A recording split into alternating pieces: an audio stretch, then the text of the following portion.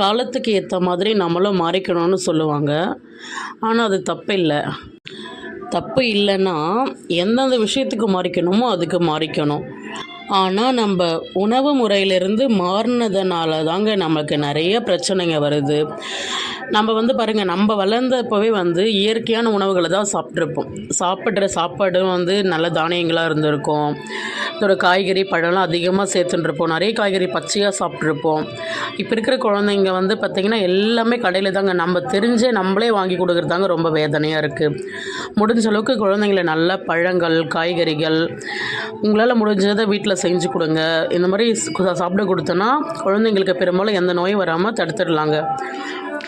அவங்க கேட்குறது எல்லாம் ஆசைப்பட்டாங்களேன்னு வாங்கி கொடுக்குறதால அவங்க உடம்பு தாங்க வீணாக போகும். நம்ம தான் பார்த்து கொடுக்கணும் குழந்தைங்களுக்கு. நாளைய தலைமுறைக்கு நாம் காட்டுறது தாங்க வழி. அதனால் உணவு பழக்கம் மட்டும் தயவு செஞ்சு எல்லோரும் கொஞ்சம் கவனமாக பார்த்து